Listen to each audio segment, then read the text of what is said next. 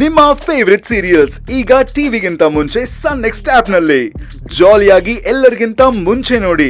ಈಗಲೇ ಸನ್ next app download ಮಾಡಿ ಮತ್ತು ಸಬ್ಸ್ಕ್ರೈಬ್ ಮಾಡ್ಕೊಳ್ಳಿ. Okay, no problem.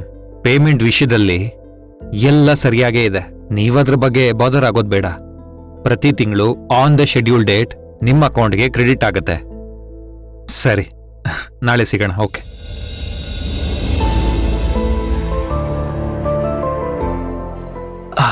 ವಿರಾಟ್, ನಿಮ್ ಈ ತರ ಡಿಸಿಷನ್ ಇಂದಾನೆ ನನಗ್ ತುಂಬಾ ಬೇಜಾರಾಗೋದು. ಈಗ ನಿಮಗ್ ಬೇಜಾರಾಗೋಂಥದ್ದು ನಾನು ಯಾವ ಡಿಸಿಷನ್ ತಗೊಂಡೆ?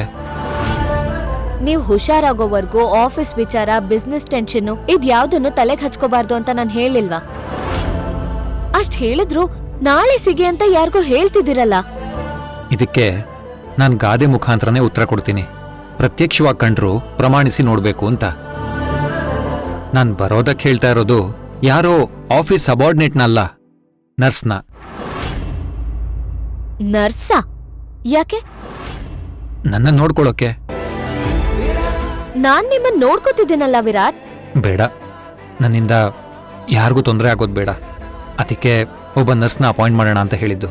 ತೊಂದ್ರೆನಾ? ಎಷ್ಟೇ ಕೆಲ್ಸ ಇದ್ರೂ ನಿಮ್ಮನ್ನ ನೋಡ್ಕೊಳ್ಳೋದು ನನ್ನ ಫಸ್ಟ್ ಪ್ರಯಾರಿಟಿ. ನೀವು ನೋಡ್ಕೋತಿಲ್ಲ ಅಂತಲ್ಲ. ಒಂದೊಂದ್ಸಲ ನೀವು ಯಾವುದೋ ಕೆಲಸದಲ್ಲಿ ಬ್ಯುಸಿ ಇದ್ದಾಗ ಆ ಇಶಾನಿ ಬಂದು, ವೀರ್ ಈ ಮಾತ್ರೆ ತಗೋ, ಡಾಕ್ಟರ್ ನಿನ್ ಕಾಲ್ ಮಸಾಜ್ ಮಾಡಕ್ ಹೇಳಿದ್ದಾರೆ ಅಂತ ಹಿಂಸೆ ಕೊಡ್ತಾಳೆ. ಇದರಿಂದ ನಂಗೆ ತುಂಬಾ ಇರಿಟೇಟ್ ಆಗತ್ತೆ.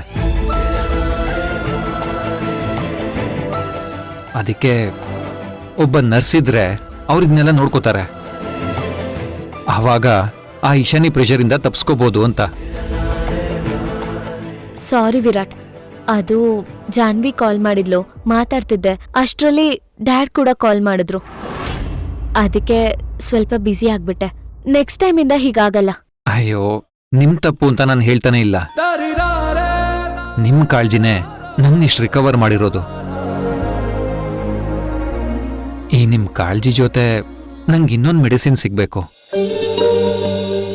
ಅದು ಸಿಕ್ಬಿಟ್ರೆ I will become perfectly all right. ಯಾವ ಮೆಡಿಸನ್ ಎಲ್ ಸಿಗುತ್ತೆ ಅಂತ ಹೇಳಿ, ನಾನು ಈಗಲೇ ಹೋಗಿ ತಗೊಂಡ್ಬರ್ತೀನಿ. S, of course. ಅದನ್ನ ನೀವು ಮಾತ್ರ ತರೋಕಾಗೋದು. ಅದನ್ನ ಸಮಯ ಬಂದಾಗ ಹೇಳ್ತೀನಿ. ಸರಿ. ನಿಮ್ಗೆ ತುಂಬಾ ಕಷ್ಟ ಆಗ್ತಿದೆ ಅಲ್ವಾ? ಹೊರಗಡೆ ಕಂಪನಿ ವ್ಯವಹಾರ ನೋಡ್ಕೊಳ್ಳೋದ್ರಲ್ಲೇ ಫುಲ್ ಜಾಮ್ ಪ್ಯಾಕ್ ಆಗ್ಬಿಡ್ತೀರಾ. ಅಂಥದ್ರಲ್ಲಿ ಮನೆಗೆ ಬಂದು ನನ್ನ ನೋಡ್ಕೋಬೇಕು ಅಂದ್ರೆ ಎಷ್ಟು ಸುಸ್ತಾಗ್ಬೇಕು ನಿಮ್ಗೆ. ಈ ಅಡ್ವಾಂಟೇಜ್ನ ಇಶಾನಿ ತಗೊಂಡ್ಬಿಟ್ಟು ಸುಮ್ಮನೆ ನನ್ ಡಿಸ್ಟರ್ಬ್ ಮಾಡ್ತಾಳೆ. ಆ ಕಾರಣಕ್ಕೆ ನಾನು ನರ್ಸ್ ಬರಕ್ ಹೇಳಿದ್ದು. ನಿಮ್ಗೋಕೆ ಅಲ್ವಾ? ಪರವಾಗಿಲ್ಲ, ಬರ್ಲಿ ಬಿಡಿ.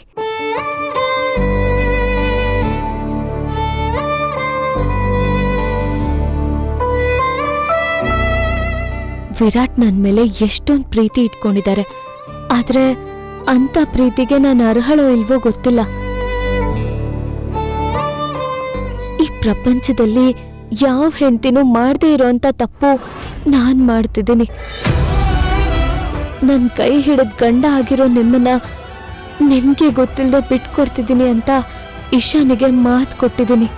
ನನ್ನ ಕ್ಷಮಿಸ್ಬಿಡಿ ವಿರಾಟ್.